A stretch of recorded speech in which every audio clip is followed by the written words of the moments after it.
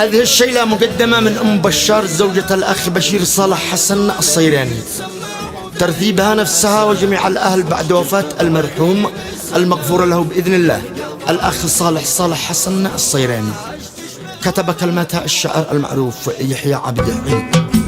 قالت أم بشار راح عمي قد تركنا وراح، قلبي زاد فيها الجراح والدمعة على مقلتي.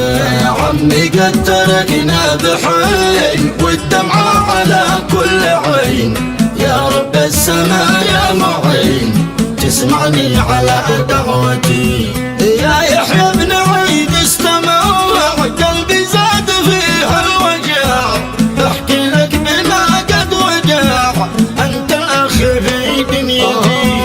عمي مات يا حسرتي بعد السكبة دمعتي، كان الاب في دنيتي يا قري ويا وحشتي. اوصاني وصيه وقال يا بنت وبهي للعيال انت ما مثيلش مثال لا تتذكري كلمتي. قال لي لا وقعلش ولدي يتسمى عدي الاسد، وش تشتق عدي للسند يبقى ضاوي في غيبتي.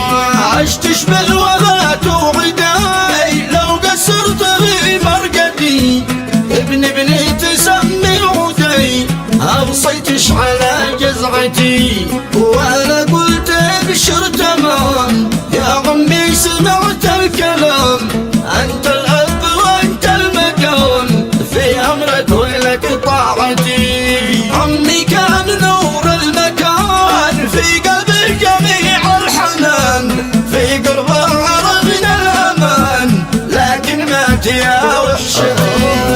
عمي للمواقف حزام بعد بيتنا في ظلام، ابكي يا طيور الحمام مثلي وارحمي حالتي. لكن يا حنيني حنين بعد العم قلبي حزين، ربي يرحمه كل حين يتقبل رضا دعوتي. يا زوجي انا لك رزاح مهما زاد فيك الجراح، هذا صدق لا شو مزاح ربي عارف شنيتي. ببقى لك سند يا بشير في غيبة ابوك المشير، لا تحزن وعقلك يطير حق الله يا مهجتي.